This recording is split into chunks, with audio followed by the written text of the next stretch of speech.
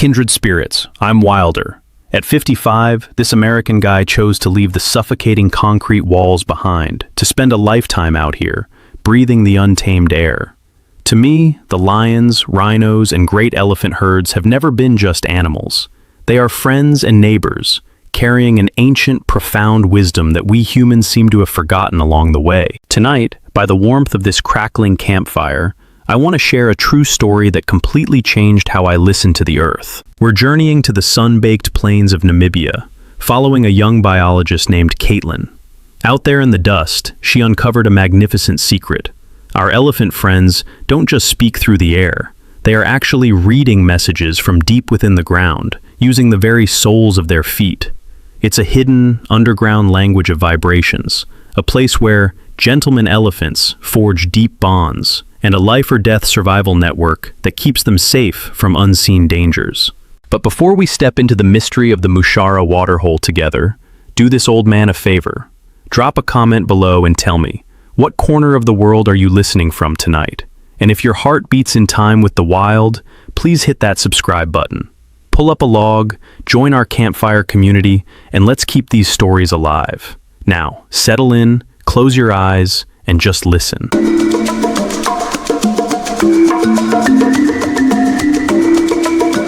The sun beats down on the Caprivi Strip in Namibia like a physical weight. The air is thick with a dry, suffocating heat that cracks the earth and parches the throat. Dust devils dance across the horizon, carrying the scent of impending storms and ancient red dirt. It is a harsh, unforgiving place. Listen to the wind out there for a moment. If you stay out here long enough, you stop hearing just the breeze and start hearing the stories the earth is trying to tell. I want to take you back to the very beginning of one of those stories. It starts with a woman, a massive problem, and an observation that would change everything we thought we knew about the largest land mammals on our planet. Her name is Caitlin O'Connell. When she first arrived in Namibia, she was a young American biologist. But if you pictured a scientist in a crisp white lab coat, you'd be dead wrong. Caitlin was a woman built for the field. She was slender, but carried a quiet, wiry strength, the kind of resilience born from hauling heavy gear through unforgiving terrain. Her clothes were permanently stained with that omnipresent African dust, her hair often hastily pulled back to keep the sweat off her face. But it was her eyes that told you who she really was. They were sharp, analytical, yet deeply empathetic, always scanning, always thinking, always trying to bridge the gap between human logic and wild instinct. She wasn't an arrogant conqueror of nature. Her personality was rooted in a profound, almost aching curiosity.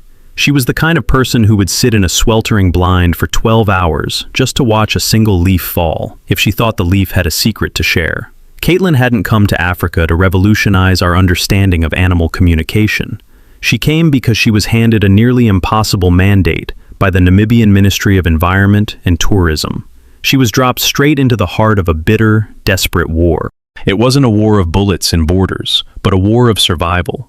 In the Caprivi Strip, human settlements and ancient elephant migratory routes were colliding with devastating consequences. To understand the stakes, you have to picture men like Chinao, a local farmer. Chinao was a man in his late 40s, though the sun had weathered his skin to look a decade older. His hands were heavily calloused, his shoulders stooped from the endless labor of working dry soil. He was a quiet man, fiercely protective of his family, but lately, his eyes held a constant, simmering panic. He would spend months coaxing a meager harvest of maize and sorghum from the dirt, praying for rain, fighting off pests. And then, in a single night, a herd of elephants would sweep through. These weren't the docile creatures of a petting zoo. The Namibian elephants are desert-adapted giants. They are massive, their gray skin deeply wrinkled, carrying a quiet, ancient dignity. But they were also hungry, stressed, and navigating a landscape that felt like it was shrinking around them. In the dark, a 6-ton animal doesn't realize it's eating a family's livelihood. It just sees an oasis of food. By dawn, Chinao's entire field, his family's survival for the year, would be trampled flat, eaten, gone. The farmers were desperate and angry. The authorities were pressured. If a solution wasn't found to keep the elephants away from the crops, the farmers would take matters into their own hands, and the elephants would be shot. Caitlin was the barrier between the farmers' wrath and the elephants' lives. Her initial approach was entirely logical, based on everything science knew at the time. Elephants communicate through the air. They have those massive ears to capture sound. So Caitlin's plan was to use auditory deterrence. She hauled heavy, cumbersome equipment out into the bush. Massive loudspeakers, amplifiers, miles of wire. The idea was to record the specific warning calls of elephants, the panicked rumbles they make when they spot a lion or a human hunter, and blast those sounds into the air around the farmlands. In theory, the approaching herds would hear the alarm, assume danger was near, and turn back into the wild. But the bush is rarely so simple. Caitlin spent grueling weeks setting up these speakers, battling the relentless heat and the unpredictable nature of the equipment. She would play the calls, and sometimes the elephants would scatter. But other times, the results were confusing, inconsistent. It wasn't the silver bullet she desperately needed to save both the farmers' livelihoods and the elephants' lives. She needed to understand them better. She needed to watch them when they weren't actively raiding a farm or fleeing a speaker. This need for pure, undisturbed observation led her deeper into the wild, away from the conflict zones and into the heart of Etosha National Park, to a place called the Mushara Waterhole. Mushara was a sanctuary in the dust. It was a natural gathering place, a clearing where the strict, brutal rules of the bush were momentarily paused for the necessity of water. To watch the elephants here, Caitlin spent countless hours in an observation blind. Picture a tiny, camouflaged bunker, baking in the African sun. The heat inside was staggering, often climbing well over 100 degrees. The flies were a relentless, buzzing torment. But Caitlin sat there, sweat pooling at the small of her back, binoculars pressed to her eyes, simply watching. One sweltering afternoon, a large breeding herd arrived at the waterhole. It was a scene of beautiful, chaotic life. Dozens of elephants pushed and shoved for the best drinking spots. Massive matriarchs rumbled softly to keep the family in line. Teenagers splashed water over their backs, and tiny, clumsy calves squealed as they chased each other through the mud. The air was filled with a cacophony of slurping, splashing, and deep, resonant vocalizations. Caitlin watched, taking notes, absorbing the rhythm of the herd. And then, something entirely impossible happened. The noise didn't fade. It didn't gradually die down as they finished drinking. It stopped, instantaneously, like someone had pulled the plug on the entire world. Dozens of massive animals, right in the middle of a raucous, splashing drink, completely froze. Caitlin leaned forward, her breath catching in her throat, the heat of the bunker entirely forgotten. She grabbed her binoculars, her sharp eyes scanning the herd. She expected to see their massive ears swiveling, scanning the air like radar dishes to catch the sound of an approaching predator. She expected to see their heads raised, trunks tasting the wind for the scent of a lion. But they weren't doing any of that. They weren't just standing still. They were adopting a highly specific, synchronized, and bizarre posture. Across the waterhole, the elephants leaned forward slightly. They shifted their immense, multi-ton weight entirely onto the outer edges of their front toes. Some of them lifted a front foot slightly off the ground, hovering it just an inch above the dirt, holding it perfectly still. Others took the very tip of their trunks, an appendage packed with tens of thousands of sensitive nerve endings, and pressed it firmly, intently, into the dusty earth. Their amber eyes were wide, intensely focused, staring blankly ahead. They weren't looking at the brush. They weren't listening to the wind. Caitlin felt a chill cut right through the stifling African heat. Her mind raced, connecting dots that no one had ever thought to connect before. She looked at their feet, pressed into the dirt. She looked at their trunks, touching the earth. They were listening, but they weren't listening to the air. They were listening to the ground. In that single, frozen moment, amidst the dust of the Mushara waterhole, Caitlin realized that these giants were sensing something invisible, something completely silent to human ears, a message, a warning, or a call, vibrating through the very earth beneath their feet. It was a secret sense, an underground language, and Caitlin was the first person to realize they were speaking it.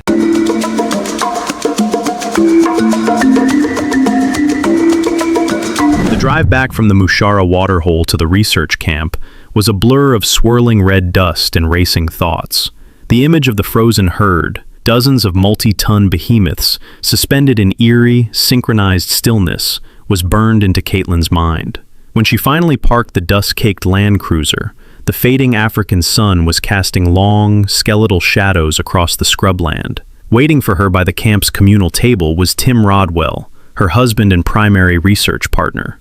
Tim was a remarkably lean, tall man with a shock of unruly brown hair that never quite stayed flat, regardless of how much water he ran through it. As a physician and an epidemiologist, Tim possessed a pragmatic, profoundly grounded personality. Where Caitlin was a whirlwind of intuitive leaps and passionate, boundary-pushing curiosity, Tim was the anchor. He was famously soft-spoken, rarely raising his voice even in the face of high-stress medical crises or unpredictable field conditions. A calmness forged by years of dealing with the precarious realities of rural clinics and wild environments. He listened with his entire body, his bright blue eyes crinkling at the corners in quiet amusement or deep concentration whenever Caitlin brought him a new puzzle. Tonight, as she practically tumbled out of the vehicle, her eyes wide with adrenaline and revelation, Tim simply set down his field journal, poured her a cup of lukewarm water, and waited for the storm of her thoughts to break. Caitlin described the bizarre, coordinated posture of the herd at Mushara, the shifting of immense weight to the front toes, the hovering feet, the trunks pressed firmly into the dirt. She explained how the air had been entirely devoid of airborne warning calls, yet the elephants had reacted as if a massive alarm bell had just been rung. As she spoke, the dry, crackling atmosphere of the Namibian bush seemed to blur, and her mind transported her thousands of miles away to a drastically different ecosystem, plunging her into a memory from her earlier years as a researcher in the humid, emerald-green valleys of Hawaii. There, surrounded by dense tropical foliage, a much younger Caitlin had spent countless hours staring not at giants, but at creatures no larger than a grain of rice, the plant hopper. These tiny, unassuming insects possessed a fascinating method of survival and romance. Because they lived in an environment where airborne sounds were easily lost in the wind and dense leaves, plant hoppers communicated their mating calls and territorial warnings by vibrating their abdomens against the stems of plants. These vibrations traveled through the plant tissue, a silent, structural telephone line that other plant hoppers could listen to through specialized receptors in their legs. Standing there in the African dust, Caitlin looked at Tim and voiced the impossible leap her brain had just made. If a tiny insect could use the solid structures of the earth to send and receive complex, life-saving messages, why couldn't the largest land mammal on the planet do exactly the same thing? Tim listened, his analytical mind immediately beginning to stress test the hypothesis. He pointed out the sheer difference in scale, but Caitlin was already miles ahead, unraveling the physics of the African savanna. Scientists had known for years that elephants communicated using infrasonic rumbles, deep, guttural vocalizations that drop well below the threshold of human hearing. These low-frequency sound waves are incredibly powerful, capable of traveling for miles through the air before dissipating. But Caitlin realized that when an elephant produces a rumble that deep and that loud, the sound doesn't just push through the air, it couples with the earth. The massive vocal cords of the elephant generate acoustic energy that slams into the ground, creating what geophysicists call Rayleigh waves. These are surface seismic waves, similar to the ripples created by dropping a stone into a pond, or the rolling tremors felt during an earthquake. An elephant's warning rumble, or a matriarch's call to her family, would essentially send a miniature, localized earthquake rolling across the savanna. The signal was there, traveling through the dirt beneath their very boots. The question that remained, the biological puzzle that Caitlin desperately needed to solve to turn her wild hypothesis into a credible scientific theory, was how a 6-ton animal was physically capable of catching a vibration moving through the dirt. The answer lay hidden within the magnificent, highly specialized anatomy of the elephant itself. In the days that followed, Caitlin buried herself in anatomical texts and consulted veterinary research, stripping away the mystery of the elephant's form to reveal its mechanical genius. She started with the feet. An elephant doesn't walk flat-footed. Structurally, they walk on their tiptoes. Behind those massive toenails lies a fascinating evolutionary marvel known as the digital cushion. It is an enormous pad composed of dense fibroelastic tissue and thick layers of yellow fat. This cushion acts as a premier shock absorber, allowing an animal the size of a school bus to walk through the dry brush in near absolute silence. But Caitlin realized the digital cushion served a dual, secret purpose. Because of its specific density and fat composition, the cushion acts perfectly as an acoustic lens. Just as a glass lens focuses light, the fat pad in the elephant's heel captures the faint, rolling seismic vibrations of the Rayleigh waves from the earth and funnels them directly up into the bones of the foot and leg, amplifying the signal. But amplification was only half the equation. The animal still needed a way to translate that physical vibration into a neurological message the brain could understand. Caitlin's research led her to a microscopic biological structure called the Pacinian corpuscle. These are highly specialized mechanoreceptors, shaped remarkably like microscopic onions, with concentric layers of tissue surrounding a single nerve ending. They are exquisitely sensitive to deep pressure and high-frequency vibration. Humans have them in our fingertips, allowing us to feel the texture of a cloth or the subtle vibration of a phone. Caitlin discovered that the foot pads of elephants, particularly the front toes, are absolutely packed with millions of these Pacinian corpuscles. Furthermore, the very tip of the elephant's trunk, a highly prehensile, muscular appendage used for everything from breathing to picking up a single peanut, is also densely laced with these same vibration-sensing nerve endings. Suddenly, the bizarre posture at the Mushara waterhole made perfect, brilliant sense. When the herd suddenly stopped drinking, they weren't just standing still. They were actively configuring their bodies to become massive, living seismic antennas. By leaning forward and shifting their weight onto the outer edges of their front toes, they were pressing the maximum concentration of Pacinian corpuscles directly against the vibrating earth, optimizing their acoustic fat pads to catch the signal. By lifting one foot slightly, they might be altering the pressure on the remaining feet to better isolate the vibration, much like a human cupping a hand to their ear. And by pressing the sensitive tip of their trunk firmly into the dirt, they were adding another independent sensory node to the network.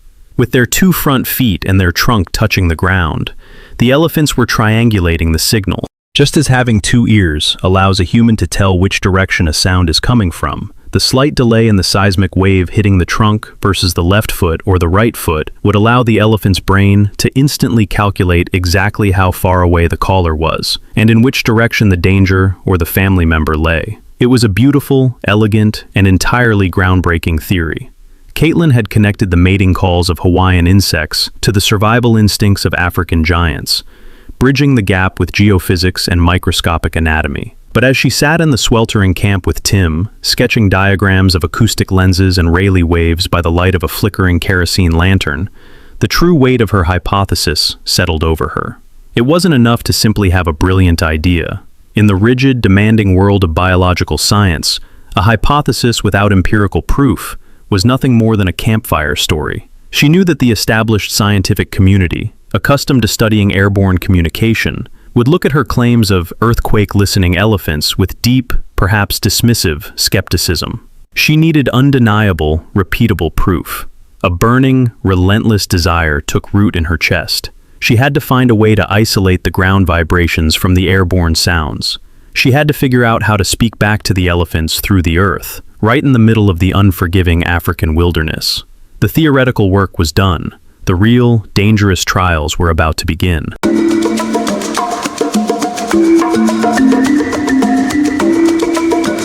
Transforming a radical hypothesis into accepted science requires more than just a brilliant idea. It requires undeniable empirical proof forged in the crucible of the real world. For Caitlin and her team, that crucible was the observation bunker at the Mushara waterhole. If the theory was that elephants communicated through seismic waves, the only way to prove it was to speak back to them through the earth. But the Namibian wilderness is fiercely protective of its secrets, and establishing a sophisticated geophysics laboratory in the middle of a predator-rich savanna was an invitation to relentless conflict. The bunker itself was less a scientific facility and more a subterranean prison of sensory torment. Dug into the abrasive, chalky earth near the water's edge, it was a cramped, concrete-reinforced box that absorbed the brutal African sun all day until the interior felt exactly like a furnace. Temperatures routinely soared well over 40 degrees Celsius, turning the stagnant air into a thick, suffocating blanket that made drawing a breath feel like inhaling exhaust. To make matters worse, the space was teeming with flies, relentless, biting swarms that clung to sweat-slicked skin and buzzed maddeningly in the ears of the researchers. Enduring this environment required an iron will, a trait Caitlin possessed in abundance, but she couldn't execute the experiment alone. She was flanked by two crucial new members of her field team, each bringing necessary skills to survive both the technology and the wildlife. The first was Jason, a specialized acoustic engineer brought in to handle the delicate seismic equipment. Jason was a man in his mid-30s, with a stocky, powerful build, and a perpetually sunburned scalp visible through his short, military-style buzz cut. He was fiercely pragmatic, a man of wires, circuits, and hard data, possessing a gruff personality that easily tipped into annoyance when dealing with the unpredictable elements of nature. He hated the heat and despised the flies, but his dedication to his intricate machinery was absolute. He treated his amplifiers and geophones with the tender care of a parent, constantly grumbling about the dust, but never failing to keep the electronics running perfectly. Standing in stark contrast to Jason's technological anxiety was Captain, their assigned local game guard and protector. Captain was a man who looked as though he had been carved directly from the ancient, weathered acacia trees of Etosha. In his late 50s, he was incredibly lean, all sinew and bone, possessing a quiet, unassuming demeanor that masked a lethal alertness. His face was a map of deep creases, and his dark eyes missed absolutely nothing. Unlike the scientists who viewed the bush as a laboratory, Captain viewed it as a living, breathing entity that demanded ultimate respect. His personality was stoic and profoundly calm, an event that would cause an ordinary person to panic, like the sudden snap of a branch in the dark, merely caused Captain to slowly lower his hand to the worn rifle slung over his shoulder. Events from his past, decades spent tracking poachers and surviving close encounters with apex predators, had stripped him of all unnecessary movement and speech. He communicated mostly in nods, low murmurs, and gestures, serving as the team's vital early warning system against the very real dangers that lurked just outside the bunker's narrow viewing slits. And those dangers were a constant, terrifying reality, severely complicating the physical installation of the experiment. The plan was highly complex.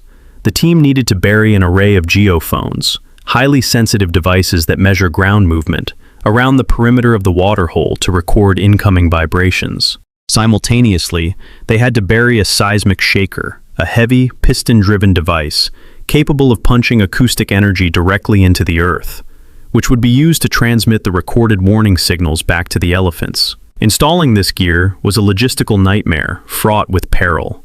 Because the equipment was sensitive and expensive, it had to be buried carefully, but digging trenches in the rock-hard Namibian dirt under a blistering sun was physically agonizing. Furthermore, the installation had to be entirely camouflaged. The bush is full of scavengers, particularly spotted hyenas, whose powerful jaws and insatiable curiosity drive them to dig up anything that smells even faintly of human handling. Worse still were the subjects of the experiment themselves. If a curious elephant spotted a stray wire or a patch of disturbed earth, a single stomp from a 6-ton foot would instantly crush thousands of dollars of irreplaceable acoustic gear. Caitlin and Jason spent grueling, panic-inducing hours out in the open, trenching wires and burying the heavy shaker, constantly looking over their shoulders. Captain stood guard, his tension palpable, because the threat of predators was not theoretical. At night, when the team occasionally had to make adjustments under the cover of darkness, the deep, guttural roars of lions roaming near the bunker would reverberate through the concrete walls, a stark reminder of their vulnerability. During the day, the area was frequently visited by highly aggressive black rhinos. Unlike the relatively predictable elephants, black rhinos are notoriously volatile, prone to charging blindly at the slightest unfamiliar scent or sound. On more than one occasion, the team had to drop their shovels and sprint for the safety of the bunker, as a massive armored rhino burst from the tree line, snorting and pivoting aggressively near their half-buried equipment. After days of exhausting labor and near misses, the trap was finally set. The seismic shaker was hidden deep beneath the dust, connected by a long, buried cable to Jason's control panel inside the sweltering bunker. Now, the hardest part of field biology began: the wait. The team sat in the stifling, fly-choked darkness of the bunker, sweat pooling at their feet, staring out through the narrow viewing window at the shimmering heat mirages dancing over the waterhole. Hours bled into days. They needed a specific scenario, a calm, relaxed herd of elephants actively drinking, completely unaware of any danger. Finally, on a blistering afternoon, the bush yielded exactly what they were hoping for. A large family group emerged from the mopane trees. There were roughly 20 individuals, massive, wrinkled matriarchs, several younger females, and a handful of playful, clumsy calves that immediately splashed into the mud. The air was filled with the loud, chaotic symphony of their arrival. The splashing of water, the low, contented rumbles, the squeals of the babies, and the rustling of heavy bodies brushing against one another. It was a scene of perfect, undisturbed natural behavior. Inside the bunker, the tension was electric. Caitlin nodded sharply to Jason. Jason's hands, slick with sweat, hovered over his console. He had preloaded a specific acoustic file, the frantic, low-frequency rumble that elephants make to warn each other of lions or armed humans. But crucially, he had routed the output entirely away from the airborne speakers and exclusively into the buried seismic shaker. When Jason flipped the switch, the heavy piston slammed into the earth beneath the waterhole, transmitting the alarm call purely as a localized earthquake. In the air above the waterhole, there was absolute silence. Not a single decibel of the warning call was audible to human ears. The reaction of the herd was instantaneous, violent, and utterly breathtaking. 1 second, the waterhole was a noisy, splashing haven. The very next millisecond, it was a tableau of petrified giants. The entire herd, from the oldest matriarch to the youngest teenager, froze simultaneously. The chaotic splashing stopped dead. Just as Caitlin had observed weeks ago, they immediately shifted their massive weight, leaning forward onto the outer edges of their front toes, some pressing the tips of their trunks rigidly into the vibrating dust. They held this tense, triangulating posture for a few agonizing seconds, their brains rapidly decoding the seismic warning pulsing through the earth. Then, moving with a silent, synchronized fluidity that belied their immense size, the herd reacted to the invisible threat. Without uttering a single airborne sound, the adult females rapidly collapsed their loose formation, backing up and huddling tightly together. In a display of profound familial defense, they formed an impenetrable, facing outward circle of tusks and muscle, seamlessly enclosing the vulnerable baby elephants in the center. They held the defensive perimeter for a moment, scanning the brush, and then, guided by an unspoken consensus, the massive animals turned and melted silently away from the waterhole, disappearing into the thick, thorny bushes like gray ghosts. Inside the bunker, Caitlin lowered her binoculars, her hands trembling slightly, while Jason stared at his monitors in sheer disbelief. The sweltering heat and the torment of the flies evaporated in the face of a scientific triumph. They had successfully spoken to the giants through the earth, and the giants had listened, proving that beneath the noisy surface of the African bush, a profound, secret language was constantly trembling through the ground.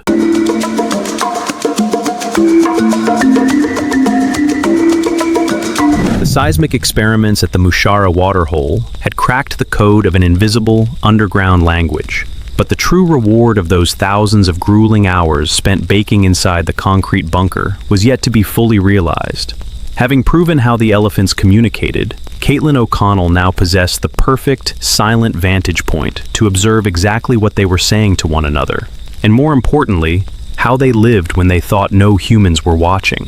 For decades, the established scientific dogma regarding elephant society was starkly divided by gender.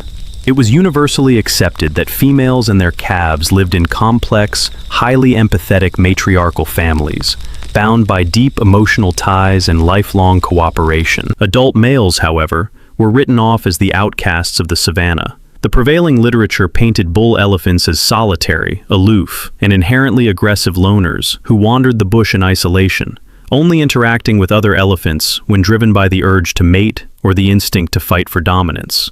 But as the dry season stretched on and the shimmering heat mirages danced over the chalky Etosha dust, the endless hours of observation through the bunker's narrow slits began to shatter this cold stereotype, revealing a hidden, fiercely loyal society that Caitlin would come to call the Boys Club.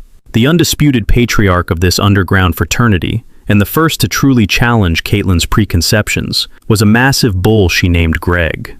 Greg was a breathtaking specimen of desert-adapted survival, a creature whose very appearance told a story of brutal, hard-won experience.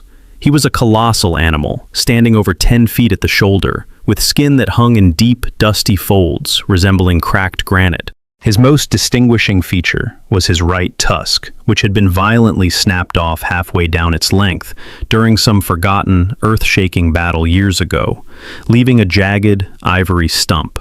Yet, despite his intimidating size and the violent history etched into his face, Greg's personality was defined by a profound, magnetic calmness.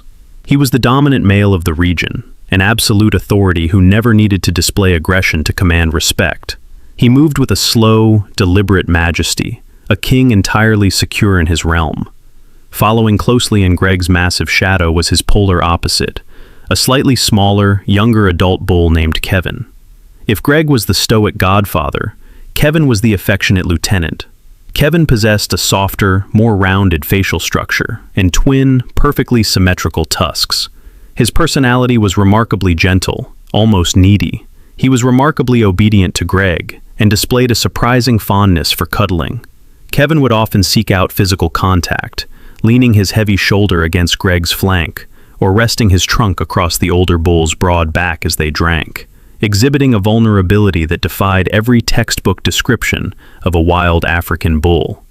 The social dynamics of the waterhole became even more complex with the arrival of the younger generation, represented by two boisterous, lanky teenage bulls named Willie and Mike.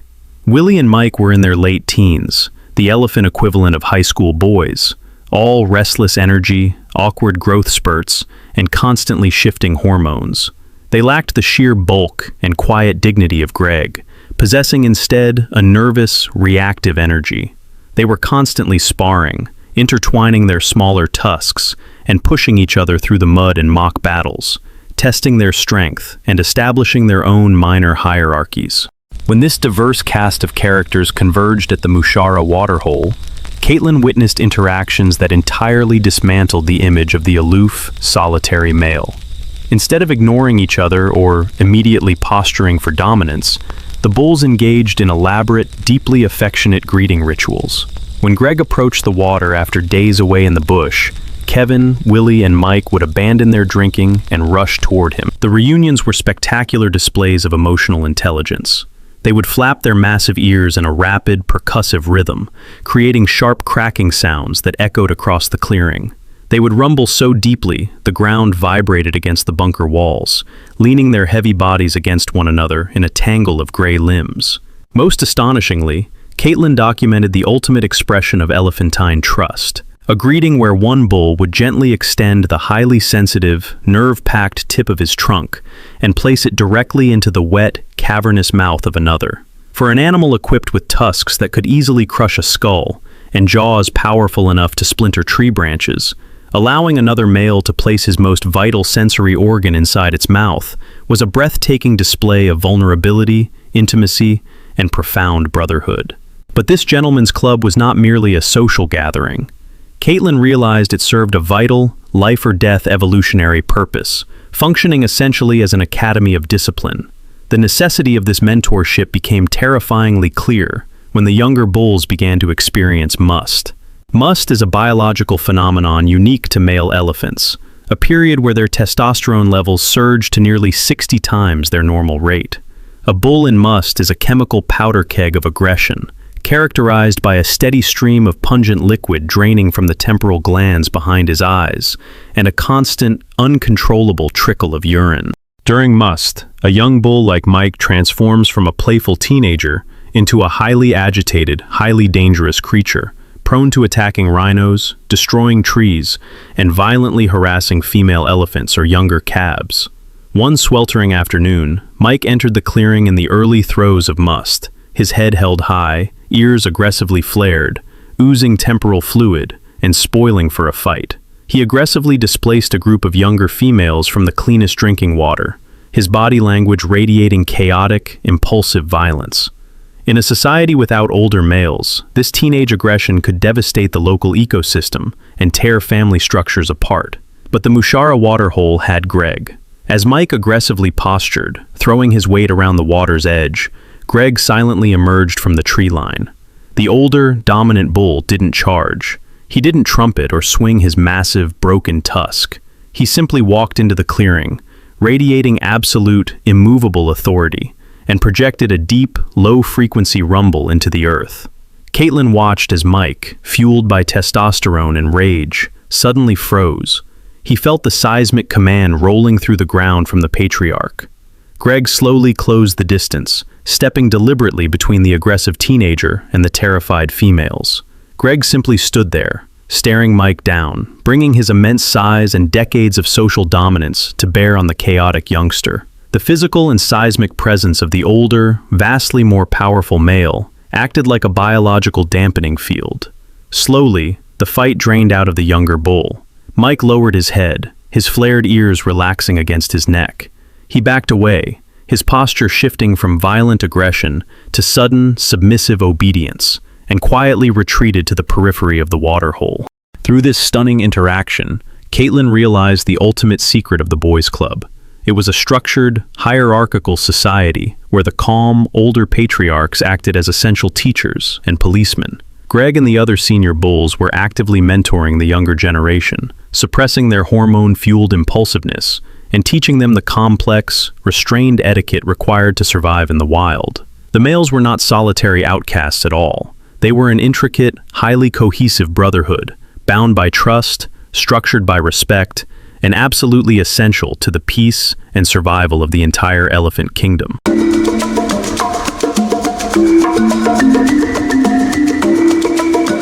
As the dry season in Etosha National Park reached its brutal apex, the landscape transformed into an unforgiving, sun-baked anvil. The waterholes shrank to muddy puddles, the vegetation withered into brittle husks, and survival became a daily, desperate calculation. For Caitlin O'Connell, sitting in the stifling heat of the observation bunker, the data she was collecting began to reveal a story far more profound than simple communication. The seismic network she had uncovered was not merely a social telephone line. It was a highly sophisticated, wide-area radar system that dictated life and death in the Namibian wilderness. To understand the true power of this secret sense, Caitlin focused her observations on an ancient, formidable matriarch of a passing herd, a female she identified as Margaret. Margaret was a breathtaking testament to survival, estimated to be over 60 years old. She was an enormous, gaunt elephant with deep hollows at her temples and ears that were frayed and torn at the edges like ancient, worn maps. Her personality was defined by a heavy, almost sorrowful wisdom. She was fiercely protective, carrying the generational memory of devastating droughts and horrific culls. Margaret did not react with the nervous energy of the younger females. She moved with a calculated, absolute economy of motion. One sweltering afternoon, while the rest of the savanna seemed paralyzed by the heat, Caitlin observed Margaret suddenly stop her foraging. The old matriarch leaned forward, shifting her immense weight onto her front toes, and pressed the tip of her trunk firmly against the cracked earth. There was not a cloud in the blinding white sky, nor a breath of wind, yet Margaret was listening to the horizon. She was sensing the deep, rhythmic, low-frequency percussion of a thunderstorm striking the earth hundreds of miles away. The lightning strikes and torrential downpours of the distant storm generated massive seismic waves that traveled through the bedrock. By reading these vibrations, Margaret could determine the precise timing and direction of the first seasonal rains. She knew exactly where the new grass would sprout and where the ephemeral water pans would fill. Governed by this seismic weather report, she silently commanded her herd to alter their migration path, leading them away from starvation and directly toward the distant promise of life. This astonishing sensitivity also solved one of the greatest mysteries of elephant foraging behavior. In a harsh, drought-stricken environment like Etosha, a herd of 20 massive elephants, sticking tightly together, would quickly obliterate the sparse vegetation, leading to intense internal competition for food. To survive, the family had to disperse. Caitlin watched as Margaret's herd broke apart, spreading out over vast swaths of the scrubland, sometimes separated by miles of impenetrable bush. Among them was Margaret's eldest daughter, Lido, a young, sleek female in her late 20s. Lido was energetic, fiercely attentive to her own newborn calf, and possessed a highly communicative personality, constantly rumbling to check in with her family. To the naked eye, it appeared the herd had dangerously fractured. However, through the geophones buried around the park, Caitlin could see the invisible web that bound them together. Leto and the other dispersed females would periodically pause, adopt the listening posture, and emit powerful, low-frequency rumbles into the ground. These seismic check-ins allowed the family to forage independently over a massive area without ever truly losing contact. They maintained a seamless, synchronized communication network, sharing information about localized food patches or water sources while remaining miles apart, completely hidden from one another's sight and beyond the reach of airborne sound. As Caitlin's seismic recordings grew more sophisticated, a staggering new layer of complexity emerged from the data. The elephants were not simply detecting the presence of vibrations, they were actively reading highly nuanced seismic signatures. Just as a human can identify a friend's voice on the telephone without seeing their face, an elephant can identify the specific, unique vibration pattern of an individual. When Leto rumbled from 3 miles away, Margaret didn't just sense an elephant, she sensed Leto. Her Pacinian corpuscles and acoustic fat pads decoded the precise frequency and rhythm, allowing her to recognize the familiar, comforting signature of her own daughter. This level of discrimination was crucial for navigating the complex social and political landscape of the wild. On several occasions, Caitlin observed Margaret's dispersed family suddenly freeze and adopt a highly tense, defensive listening posture. The geophones recorded a rumble coming from the east, but it was not a signature Margaret recognized. It belonged to an unfamiliar, strange herd moving into the territory. Because stranger herds can be aggressive and territorial, bringing the threat of conflict over scarce resources, Margaret immediately read the foreign signature and sent a localized, tight seismic command to her own family. Without a single trumpet or warning call in the air, her dispersed relatives altered their foraging paths, steering clear of the approaching strangers and avoiding a potentially dangerous confrontation, all orchestrated through the silent tremors of the earth. However, the ultimate, terrifying climax of this sensory arms race did not involve other elephants or distant storms, but the deadliest predator on the continent. The true life-or-death utility of the elephant's secret sense was laid bare late one evening, when the geophones picked up a vibration that was entirely unnatural. It lacked the organic, rolling cadence of an animal's rumble or the sharp percussion of thunder. It was a harsh, rhythmic, mechanical grinding, traveling through the Earth's crust. It was the heavy, churning vibration of an internal combustion engine, accompanied by the distinct, steady thud of large tires rolling over hard-packed dirt.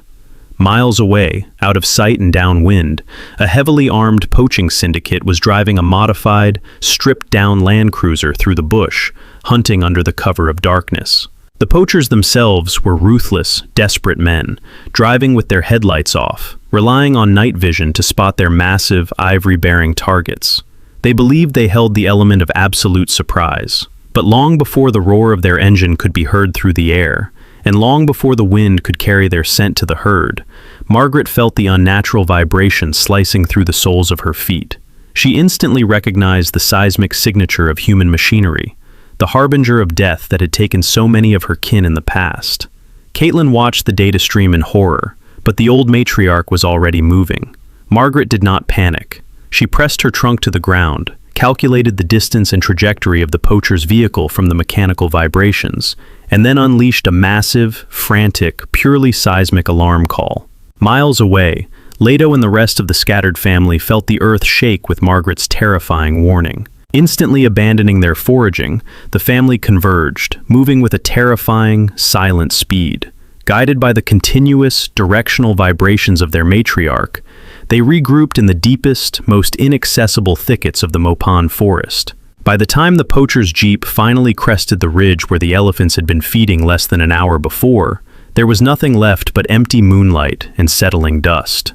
The secret sense had worked flawlessly. By listening to the earth, the giants had outsmarted the machines, surviving another night in the brutal, beautiful theater of the wild.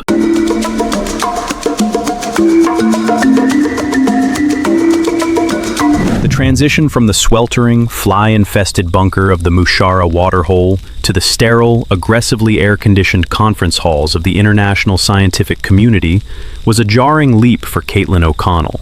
She had returned from Namibia not just with field notes, but with hard, empirical data, seismic recordings, synchronized behavioral videos, and anatomical evidence that possessed the power to fundamentally rewrite human understanding of animal intelligence. However, the academic establishment is inherently resistant to radical change, and Caitlin's initial reception was met with a formidable wall of skepticism. The embodiment of this resistance was Dr. Eris Thorne, a highly distinguished bioacoustician who sat on the review board of a premier scientific journal. Dr. Thorne was a man in his late 60s, tall, impeccably postured, with silver hair combed rigidly back from a high forehead. He wore tailored tweed suits that seemed entirely out of place in discussions of African dirt and dust. His personality was meticulously pedantic and fiercely protective of established scientific dogma. He was a man who demanded irrefutable numbers and possessed a notorious, almost intimidating reputation for dismantling novel, fringe theories with surgical, ruthless precision. For years, Thorne and his colleagues had viewed Caitlin's hypothesis of hearing with the feet as an absurdity, a romanticized, over-imaginative interpretation of random animal twitches. But as Caitlin stood in the dimly lit auditorium, projecting the side-by-side data of the geophone's seismic waveforms, perfectly matching the sudden, synchronized, freezing posture of Margaret's herd, the room fell silent.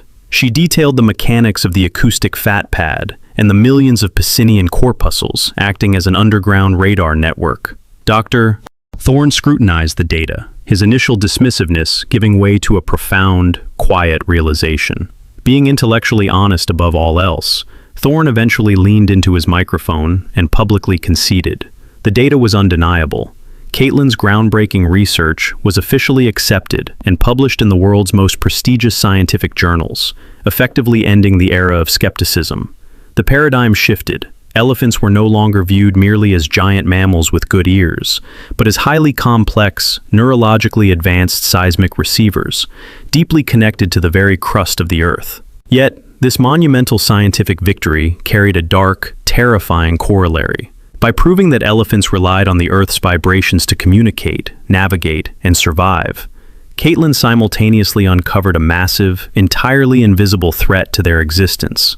The revelation brought her back to Africa, where she conferred with Dr. Evelyn Carter, a veteran wildlife conservation manager overseeing regions heavily impacted by human encroachment. Dr. Carter was a woman in her early 60s, possessing a tall, imposing frame, deeply tanned, leathery skin, and a practical, no-nonsense silver bob. Her personality was fiercely protective, deeply pragmatic, and weary. She had spent decades fighting poachers, negotiating with angry farmers, and surviving droughts, which had bred a heavy, lingering cynicism regarding human expansion. Recently, Dr. Carter had been baffled by erratic, highly destructive behavior among local elephant populations. Herds were inexplicably panicking, mothers were losing their calves in areas with no visible predators, and closely knit families were fracturing and wandering into dangerous, unprotected farmlands. Armed with her new seismic perspective, Caitlin understood exactly what was happening. The elephants were being blinded. The culprit was not a rifle or a snare, but anthropogenic noise, the relentless, pervasive acoustic pollution generated by human industry. The African landscape, once a pristine canvas for the delicate, low-frequency rumbles of the herds, was being aggressively re-engineered. Massive diesel water pumps pounded the earth to irrigate crops. Convoys of heavy, multi-ton transport trucks rumbled down newly paved highways. Commercial mining operations detonated explosives and operated colossal excavation machinery that ground endlessly against the bedrock. To a human standing above ground, this noise was a distant, perhaps annoying, hum of progress. But below the surface, the mechanical vibrations created a chaotic, deafening storm of Rayleigh waves. Caitlin explained to a horrified Dr. Carter that these industrial vibrations occupied the exact same low-frequency seismic bandwidth that the elephants used to communicate. It was the equivalent of shining a blinding spotlight directly into the eyes of a creature trying to navigate in the dark. The tragic consequences of this seismic fog were devastating and immediate. Caitlin documented harrowing instances where the life-saving network she had observed in Margaret's herd was completely severed by human noise. In a healthy, silent environment, a young, dispersed female like Leto could simply press her foot to the earth to feel the reassuring, stabilizing rumble of her matriarch miles away. But when a commercial mining operation started up its heavy crushers nearby, the continuous, violent tremors completely masked the organic signals. Leto would press her trunk to the ground and feel nothing but a wall of mechanical static. Robbed of her secret sense, the young elephant became seismically blind. This sensory deprivation triggered acute psychological trauma. Unable to locate her family, unable to feel the approach of a thunderstorm or the warning vibrations of a predator, panic would set in. The isolated elephants would bolt wildly, abandoning their traditional, safe migration routes. This artificially induced chaos was highly lucrative for poachers. While a coordinated, communicating herd could easily detect a poacher's vehicle and vanish into the thicket, a panicked, isolated, and seismically deafened elephant was an easy, terrifyingly vulnerable target. The hunters no longer needed to outsmart the matriarch. They simply had to wait by the highways and the mines, letting the industrial noise strip the giants of their greatest defense mechanism. This grim realization forged the final, philosophical message of Caitlin's life's work, redefining the very nature of environmental stewardship. For generations, wildlife conservation had been a fundamentally two-dimensional endeavor. It was about drawing green borders on a map, erecting miles of electric fencing, prohibiting the hunting of ivory, and protecting the visible habitat. But Caitlin's discovery demanded a profound evolution in how humanity interacts with the wild. The habitat of the elephant does not end where the hooves meet the dirt. It extends deep into the bedrock.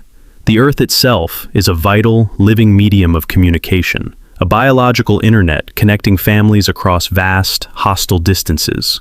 The conclusion of her journey was a desperate, urgent call to action. True conservation must now encompass the invisible.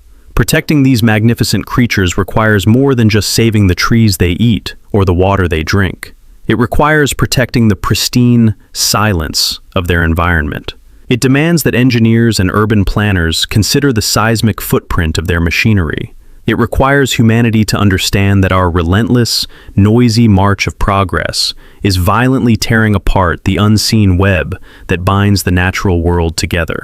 Until we learn to respect the quiet, hidden languages of the earth, we risk leaving these highly intelligent, deeply emotional giants to wander blindly in a world trembling with our noise, permanently disconnected from the families they so desperately rely on to survive. As the embers of our campfire fade, I want to leave you with one final thought. The greatest lesson these giants teach us is about the power of quiet connection. They survive by tuning out the loud distractions and feeling the gentle vibrations of their family through the earth. Our modern lives are so loud. We are constantly surrounded by the noise of work, screens, and endless rushing. But just like the elephants, we need to remember that the most important messages from the people we love are often not spoken out loud. They are the quiet shifts in mood, the unspoken need for comfort, or a silent plea for presence. We must learn to quiet our own minds and truly listen to the subtle vibrations of the hearts around us. When we take the time to pause and truly feel the presence of our loved ones, we build a bond that no distance or noise can break. If you found value in this story, please share it with someone you hold dear. Leave a comment to share your thoughts, and subscribe to our channel to join this campfire community for more journeys into the wild. May God bless you and your loved ones with a peaceful heart and the wisdom to always hear the quiet voices of those who need you. If you believe in the power of love and the beauty of truly listening to one another, please comment Amen down below.